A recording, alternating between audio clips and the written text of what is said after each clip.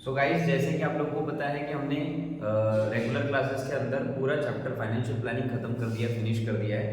तो आज मैं ये वीडियो लेक्चर शूट कर रहा हूँ प्रॉब्लम सेट के लिए। तो आपको पता है फाइनेंशियल प्लानिंग के अंदर दो प्रॉब्लम सेट है, जिसमें अपन प्रॉब्लम सेट 4A पढ़ेंगे एंड प्रॉब्लम सेट 4B पढ़ेंगे। ठीक है। सो प्रॉब्लम सेट 4A के कुछ क्वेश्चन मैं आपको करवाने जा रहा हूँ जो कहीं ना कहीं एग्जाम में पूछे जा सकते हैं। ठीक है। सो MCQs तो आप कर ही लोगे, लेकिन अपन स्टार्ट करेंगे क्वेश्चन नंबर 2 से। ठीक है। तो क्वेश्चन नंबर 2 क्या बोल रहा है, पहले मैं पढ़ के बता देता हूँ। अ dealer has given 10% discount on showpiece of ₹25,000. Then GST of 28% was charged on the discount price. Then find the total amount shown in the tax invoice and what is the amount of CGST and SGST. मतलब एक dealer है जो क्या कर रहा है, 10% discount दे रहा है किस पे, किसी शो पीस पे जिसकी प्राइस है 25,000 रुपीज़ और जीएसटी उस पर लग रहा है 28%। तो सबसे पहले हम शो पीस का प्राइस लिख लेते हैं। ठीक है। तो price of showpiece is equal to कितना है, ₹25,000। ठीक है। और इस पर डीलर कितना परसेंट डिस्काउंट दे रहा है, 10% डिस्काउंट। तो डिस्काउंट कितना गिवन है सर यहाँ पर, 10%। तो अगर 10% डिस्काउंट दिया है कितने पे, 25,000 पे, तो अपने को पहले 25,000 का 10% डिस्काउंट निकालना पड़ेगा। तो डिस्काउंट अमाउंट कैसे निकालेंगे अपन, discount in rupees we have to find 25,000 का 10%। तो 25,000 रुपीज का 10%, 10% का मतलब 10/100, राइट। परसेंटेज जब भी गिवन रहेगा तो अपन क्या करेंगे, 10/100। 10% दिया तो 10/100, 20% रहा तो 20/100, 25% दिया तो 25/100 करेंगे। ठीक है। जैसे कि यहाँ 10% दिया तो क्या करेंगे, 10/100। तो 00 से 00 क्या हो गया, कैंसिल। 250 इंटू 10 कितना हो जाएगा, 2500। तो इस तरीके से डिस्काउंट अमाउंट कितना आया बच्चों, 2500 रुपये। तो अभी 25,000 में से 2500 रुपये क्या हो जाएगा, माइनस, क्योंकि वो डिस्काउंट अमाउंट था।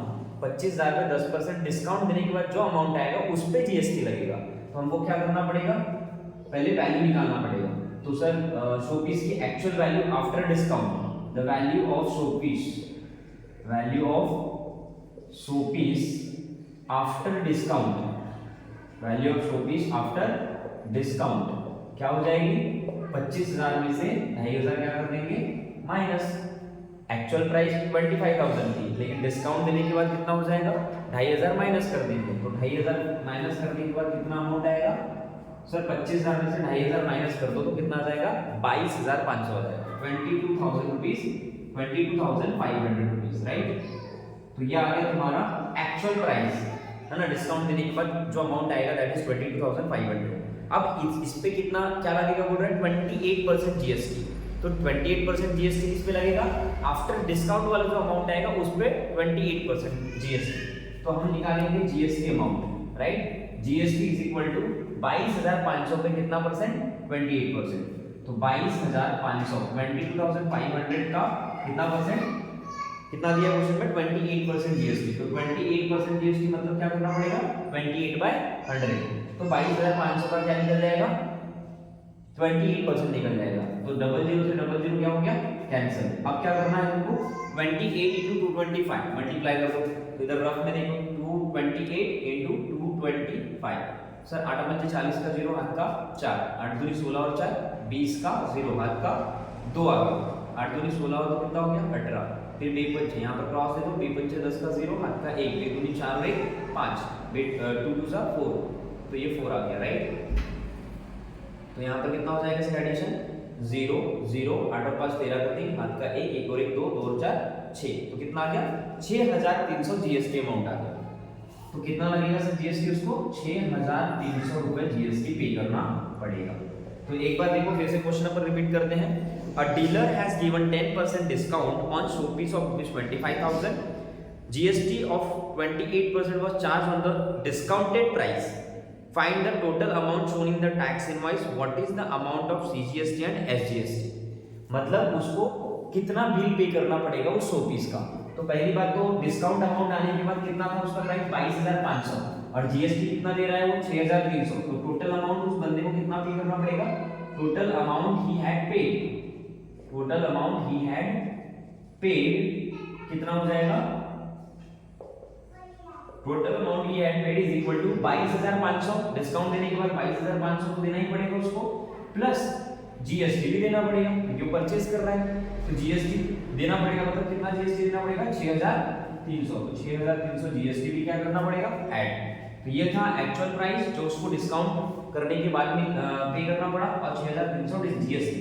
तो टोटल अमाउंट ऐड कर दो सर, तो 0 + 0 कितना हो जाएगा 0, 0 + 0 अगेन 0, 3 + 5 कितना हो गया 8, फिर 2 + 6 कितना हो जाएगा 10, सॉरी 2 + 6 8, 2 + 6 कितना हो जाएगा 8, देन 2 का 2 तो कितना आ गया 28,800 रुपीस, कितना आया 28,800 रुपीस, इतना उसको बिल पे करना पड़ेगा। बट उसने अगेन हेंस बोला था फाइंड सीजीएसटी एंड एसजीएसटी, तो सीजीएसटी एंड एसजीएसटी कैसे निकालेंगे, सीजीएसटी मतलब central government service, central government tax, and SGST मतलब स्टेट गवर्नमेंट, राइट। तो सर सीजीएसटी और एसजीएसटी, जीएसटी का क्या हो जाता है हाफ, तो जीएसटी का हाफ मतलब जीएसटी कितना था 6,300, तो 6,300 का क्या कर देंगे हाफ कर देंगे, तो 6,300 डिवाइडेड बाय 2 कितना आ जाएगा 2 3 जा 6, 2 1 जा 2, 2 5 जा 10 और ये 0, तो 3,150 रुपए क्या आ जाएगा तुम्हारा सीजीएसटी एंड एसजीएसटी। तो इस तरीके से क्या क्या फाइंड करना था इस क्वेश्चन में, सबसे पहले तो एक्चुअल प्राइस कितना पे करना पड़ेगा उस 100 पीस का, तो 10% डिस्काउंट था, 10% डिस्काउंट मतलब 2,500 रुपए माइनस करके कितना आ गया 22,500 रुपए, बट 22,500 पे क्या लगेगा जीएसटी लगेगा, तो जीएसटी कितना परसेंट था 28%, तो 22,500 में हमने कितना लगा दिया 28% जीएसटी लगा दिया, तो 22,500 पे जीएसटी अमाउंट कितना आ गया 6,300। फिर हमने क्या निकाला total amount he had paid, कितना पे करना पड़ेगा, तो एक्चुअल प्राइस डिस्काउंट के बाद कितना, तो 22,500 पे इतना तो देना ही पड़ेगा, लेकिन साथ ही साथ जीएसटी भी पे करना पड़ेगा, तो हमने जीएसटी और एक्चुअल प्राइस को ऐड कर दिया, तो टोटल कितना आ गया 28,800 रुपीस। लेकिन उसने ये भी पूछा था कि इंडिविजुअली सीजीएसटी एंड एसजीएसटी कितना पे करना पड़ेगा, तो आपको पता है जीएसटी का हाफ होता है सीजीएसटी एंड एसजीएसटी, सीजीएसटी का मतलब सेंट्रल गवर्नमेंट टैक्स और एसजीएसटी का मतलब स्टेट गवर्नमेंट टैक्स, मतलब हमारे मोदी गवर्नमेंट को कितना जाएगा 6,300 में से उस बंदे का 3,150 मोदी गवर्नमेंट को, और एसजीएसटी मतलब state government that is Eknath Shinde ji की गवर्नमेंट को कितना जाएगा 3,150, तो हाफ हाफ हो जाता है, हमेशा याद रखना जीएसटी का हाफ हो जाता है सीजीएसटी और एसजीएसटी, ठीक है।